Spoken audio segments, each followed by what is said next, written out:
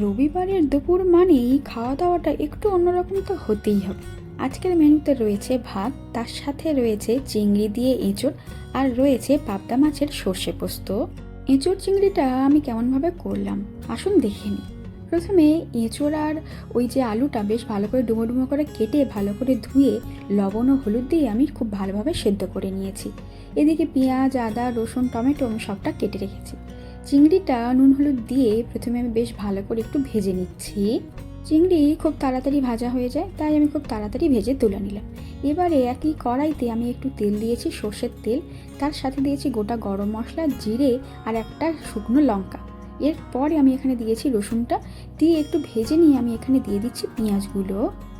300 গ্রাম এঁচোড় নিয়েছি, সেই হিসাবেই আমি সব মশলাগুলো দিচ্ছি। আপনারা সেটা দেখে নেবেন নিজেদের স্বাদ অনুযায়ী। এখানে আমি অল্প লবণ দিয়েছি, দিয়ে একটু ভালো করে নাড়িয়ে দিলাম। এবারে আমি টমেটো ও কাঁচা লঙ্কাটা দিয়ে একসাথে খুব ভালো করে মাখিয়ে নিচ্ছি।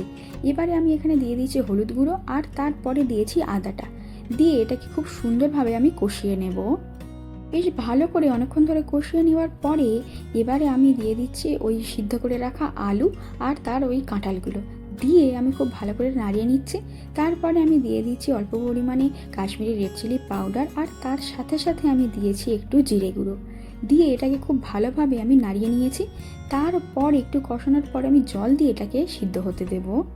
যেহেতু এটা সিদ্ধ করা ছিল, এটা রান্নাটা হতে বেশি সময় লাগবে না, সেই জন্য এই সময় আমি এখানে চিংড়িটাও দিয়ে দিচ্ছি, যাতে একসাথে ভালোভাবে গোটা রান্নাটা হতে থাকে। রান্নার শেষের পর্যায়ে আমি এখানে দিয়ে দিচ্ছি 1 টেবিল চামচ পরিমাণ মতো ঘি ও 1/2 টেবিল চামচ পরিমাণ মতো গরম মশলা গুঁড়ো, দিয়ে এটাকে খুব ভালো করে নাড়িয়ে আমি ঢাকা দিয়ে কিছুক্ষণ রান্না করব, তাহলেই আমার রান্নাটা হয়ে যাবে। এঁচোড় চিংড়িটা তো আমার হয়েই গিয়েছে, আর পাবদা মাছের সর্ষে পোস্ত রেসিপিটা আসছে খুব তাড়াতাড়ি। আজকের ভিডিওটা এখানেই শেষ করছি।